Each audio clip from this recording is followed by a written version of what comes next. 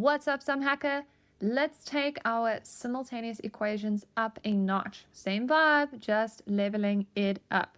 So the equation that looks simpler in this particular example is this one. And the reason being is because it makes it super easy for us to make x the subject of the formula. So it's going to look like this. X is equal to 5 minus y. And I'm going to label it as 1, and then I'm going to label the other one as 2. Now, what I need to say is put 1 in 2. And what that means is wherever I see an x in this particular equation, I'm going to sub in the 5 minus y. It's going to look like this. Bracket 5 minus y, close bracket, times y is equal to 6. Okay, so now I'm going to multiply my y into the bracket. So I'm going to have 5y minus y squared is equal to 6. Now, hopefully you're noticing that you're starting to see a trinomial forming here. As soon as you've got something squared and then y and then just a normal number, that's when you know you've got a trinomial. And so next, we want to make sure that our negative y is positive, and then I'm also going to take this one over the equal sign because I want to make it as easy for myself to factorize. So I'm going to have 0 on this side of the equals, and then I'm going to have y squared minus 5y plus 6. The 6 stays the same because it was already on that side of the equals. Now I'm going to factorize. So I'm going to say 0 is equal to, and I'm going to stick my two brackets down so I don't miss them.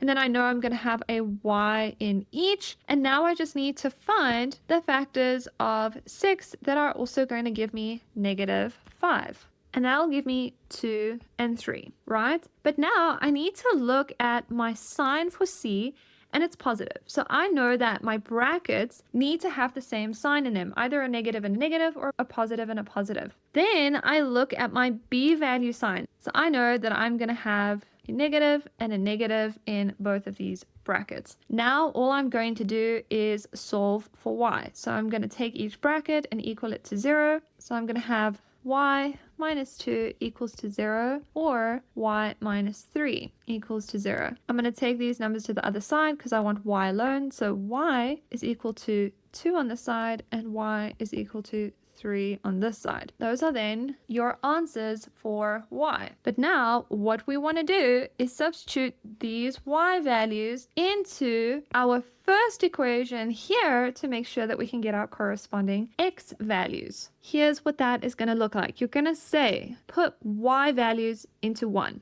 Then you're going to say y is equal to 2 and y is equal to 3. I'm going to zoom in here so it's easier to see what's going on. Then I'm going to plug these y values into formula 1. So I'm going to have x is equal to 5 minus y. Then I'm going to say x is equal to 5 minus 2, which leaves me with x is equal to 3 on this side, or x is equal to 5 minus y. X is equal to 5 minus 3 because I'm subbing that in. So my x is going to equal to 2 on this side. Amazing.